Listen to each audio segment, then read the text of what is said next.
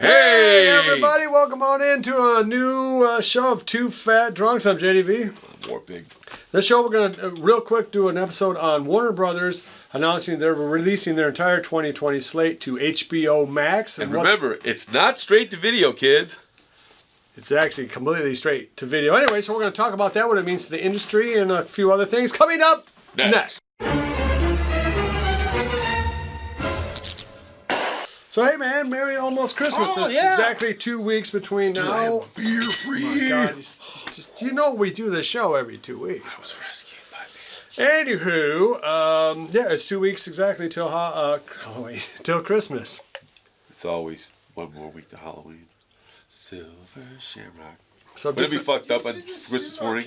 Single Shamrock. Oh, Kathleen Kennedy presenting all these Star Wars products. Oh God. Were they hers? Were they Kathleen Kennedy branded? Yeah, get the new Kathleen Kennedy Jedi, right? The new Porkins. It's Mandalorian for Porkins lesbians. Uncle Owen and Peru TV show. Lesbianorian. All right. Anyway, hey, thanks everybody for checking out. Check out Five Must Die and like, subscribe, and all that other crap. So anyway, 2 weeks to Christmas, and I got a little bit of shopping done. It's kind of a madhouse. It seems like people are buying stuff. They are. It's a weird madhouse. That kind of describes everything, doesn't it? It's sort of like being like in Germany in '37 and knowing you're getting ready to bomb England, so you better hurry up and buy a whole bunch of stuff. And in a lot of ways, it's like Twilight Zone, 1965. You're like, really? Yeah. It's a weird feel to this Christmas, and part of the strangeness, getting to the topic, is Warner Brothers being the first studio to essentially say that all of their movies are going online, specifically to HBO Max, which is considered to be a very minor... Yeah. Netflix is quite a few steps above. Remember earlier I made a little joke, and I said, hey, Warner Brothers just got the direct-to-video business. They're all in the direct-to-video business. Because some of them just haven't acknowledged it yet. If you are under the impression that you'll be going to a movie theater anytime within the next century, let me disabuse you of this notion. So, in one way, it makes sense, because what you said is true. First of all, these studios are still making movies, so it's not like the backlog isn't going to keep on going. They got to do something. They have to do something with them. And I think what Warner Brothers is doing is essentially just going to take a giant tax loss, and they're the first in line for that. Right. Because we're talking about Wonder Woman. We're talking about The King Matrix. Kong versus Godzilla, The Matrix 4, Suicide Squad 4, movie, the new Conjuring, and movies that I'm not even sure about. Dune. Like Space Jam. Dune, Tom and Jerry. I mean, some of those are going to be... Matrix 4, man, that had a chance. It was.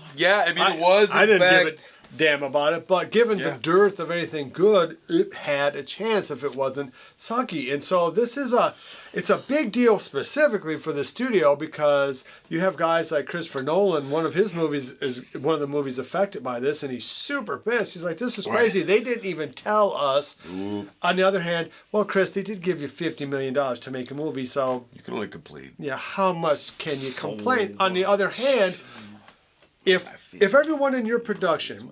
all of your crew, all of the actors, all the caterers, if everybody's thinking, hey, Mom, you're going to be able to go to the movie theater and see this cool movie I worked on with Chris Nolan movie. No, you're never going to, unless it's at a drive-in down the line. Because why? Why? If you don't have those venues, that's it. They're not going to bother paying a distribution pipeline when they've got a practically free service where they can just pipe it right into your house with no middleman. So basically everything that we predicted going all the way back 2 years ago when we had a drive-in episode. Yeah. And how they were starting to make a comeback. Well, that is now literally going to be... the only game in town. The only game in town where a movie distributor knows that he's probably going to be able to be in business no matter what happens, because I don't believe these movie theaters are not going to reopen in any great number. And even if they do, The audiences were already declining, even beyond all the politics and potentiality for more shutdowns. Is the fact that, hey, you guys weren't doing all that great before Corona. Yeah, and the product was the issue, as we discussed many times. It's just they couldn't keep inflating the prices, and I don't know. I mean, maybe this is one of those, hey, here's the perfect opportunity for us to address this glaring hole in our business. So, I think in one way, Warner Brothers is very smart. They are dealing with the reality. They're seeing the writing on the wall. And win, lose, or draw, they have to. Now, are they super smart just to give it to HBO Max? I don't know, but let's put it this way. HBO Max is only going to buy so many movies. Netflix is only going to buy so many movies. They had the money right now. Disney, we had a deal today. Disney released Mulan. They spent They spent no one's going to see it. $130 million on that thing. A wildly inaccessible film, but yeah, and that movie is. No, that movie was not released. Is my point. How much money have they spent on Wonder Woman? You mean Wonder Woman 1984? Yes. Over $100 million for sure, right? And now they're looking at a return of not $100 million. Right? Yeah, how much did they... I don't know the details of the deal. I'm curious just how much. But look, they were that film alone was looking at $1 billion gross. You know how you can say that? Well, because the last one made $1 billion. That's true. And this one looked to be higher budget, actually more entertaining film, honestly. Just gone. And it's gone. So they lost. I mean, right there you're looking at, even if HBO gave them $200 million, and they didn't. No. Well, let's just say they did. They're still looking at losing $800 million off of one film. Yeah, because I guarantee you they're not going to wouldn't do that more than once. It's a devastating thing. James Bond keeps getting pushed back. You're waiting on a miracle? It's a huge deal to the movie industry because companies like Netflix, which were at certain times looking at going under, including not that long ago because of this thing with the cuties and a few other questionable decisions on their part. Right now, if you have a video on demand service and a company set up to make $2 million an episode type 15 a show that series that people will watch. Well, okay, spending $15 million to have 15 hours of content looks like a hell of a bargain right now when you just spent $200 million on Wonder Woman. 2 hours. And you're never going to make that back. You're never going to make it back. Where? So, I mean, maybe over time. And we've talked about this. What do you guys think? Does this mean that Hollywood will finally... There's only so many beers in there, dude. That's not a Doctor Who medicine cabinet. No, what he's doing is playing beer roulette. I see. He just shook up one and mixed them around. Precious beer caps. Oh, he's saving the beer caps. So, which I actually approve of. All right. Excuse me, watchers. Do you think that they go back to a style of filmmaking that really when people love movies from the 70s and 80s, they just do. All of the film franchises that are worth a damn right now, pretty much, are 80s and 70s and franchises. Fairly consistently at least decent films. And when you look at they had imagination and by today's standards incredibly low budgets. Who knows? I mean, that may actually herald the return of the studio system. Well, that's what I'm saying. It may be a positive because that was actually the studio system model where they could churn out 30 movies in a year, and it didn't matter if they hit. With one difference, the Supreme Court said you can't have, if you're a movie company, you couldn't also be a distributor of it. That's why the Buena Vista theaters, like the Walt Disney theaters that we used to go to, they had to divest of that. Like United Artists had to sell all. But here's the question now: does that rule apply now? Probably. I don't see how. It still applies, but who cares? Because there's no movie theaters. The fact is, why would it be illegal to have your own streaming thing? That means how could it possibly already have them? Right. You can't come and retroactively make that illegal. Well, they could. But I mean, boy, you're really. I don't think that will happen. So there's no doubt that online is the way of the future. It was always the way of the future. Yeah. Even if you did make $1 billion at the box office, that still pales in comparison to if you can come up with something like a new Star Wars or new Star Trek. And you can just crank it out, boom, right but there. you could crank that out for a century. You know, look, we're already at 50 years on Star Trek.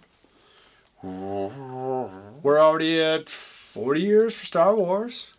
So some of these franchises have been, around longer than 40% of the people who are alive. Right. So, so if you have a great network distribution like Disney Plus with Mandalorian is, boy, they look again. Somehow like Disney stays ahead of the curve. It really is weird. Unless they're pushing it. Well, no, because they went. Well, then they went. Just kidding. He's just kidding. Disney, oh how we love you. Don't say anything bad about Disney again. I'll kill you. Son fool. That Disney Plus is looking real smart. If they really knew what was happening, they never would have gave $100 million to make Milan. Don't. I don't think they gave it $5 million. Yeah. Where does this money come from? Well, it doesn't, and that's the thing: is the budgets have to be less. And what it's going to do, though, I will say this: sadly, for guys like us trying to make little independent movies, getting them onto bigger things like Lionsgate, those days are over because you're going to see the big studios. Right. Take that space up. A lot of why I think Warner Brothers did what they did is get whatever money they can now because, yeah, you're only getting $2 for every 10. You know what that could but that's better than no dollars. Mean, though, is that if you're spreading out production services like that where you do need a lot more producers or a lot more people producing stuff, you might not get rich off it. Well, that's you the could thing. get a gig doing it. Yeah, you know what I'm saying? You probably will be able to get picked up now if you're an independent movie company, but whatever chance you had of making $1 million or $2 million, I don't know because it's so watered down. If you were lucky enough to make it a steady gig, right? Then you will have won the game. Like, and wow, man. That's what YouTube is really the true arbiter of all of this ultimately because. Well, they were the first one to come up with it, right? Is they don't pay for the content. No, some people are monetized and they can do it that way. Yeah, but they don't have to pay anybody to they're put still stuff paying on pennies on a dollar. Right, what I'm saying is they don't. You're right. They don't have to pay anyone. And there's no contract, and if they hate you, they can immediately cancel you. Yeah, and just eject so you. So it's a very smart business model if you're a content producer. So anyway, it's big news that dropped this week. Maybe 8 9 days ago. I love YouTube. YouTube, the best. Love it. The best tube. Better than real boobs. And what... Try not to retch on me, son. That wasn't me. It's going to be very interesting what happens. Not so much in 2021 because there's still such a backlog, but by 2022, you might see a whole lot more low-budget horror movies, love stories, and things that don't require giant casts of multi-million-dollar actors and almost they spent $500 million on the last Star Wars film. Wait till they don't need actors anymore. Well, that's coming too, man. Because they're talking about Chadwick Boseman somehow being in Black Panther 2. What would they need you for? I mean, you voiceover maybe? Yeah, voiceover. Now. so the industry is rapidly changing, and it's if you're in the industry at all, if you love movies or something like that, then it's an interesting time. Anyway, thanks for checking out the show. Thank you. And hope that you have a good Christmas. We're going to do a couple more episodes. Should come out between now and Christmas. Please check out our other stuff. I swear to God, Reanimated 4 is coming out. I swear to God. I'm starting a new part of the channel where I'm going to be talking about games like Magic, Dark Tower, D&D, anything, just video games. Like I'm going to start reviewing some of the 1UP games. Hopefully you'll do some for us on video games. Yeah, I would love to. Hey, maybe I'll stream hardcore. That'd be cool. This, Xbox versus PlayStation. Who is this? Which is better? Well, not so much that, but are people going to buy them? And that because from what I heard, even pawn stores are selling out instantly of computers and game systems because we're all trapped inside for the next 4 months. So forever, it's all kind of linked together. Thanks for watching. Love each other. Like, subscribe, share, and until next time. We smoked a hay bale of weed. We smoked all this fucking weed.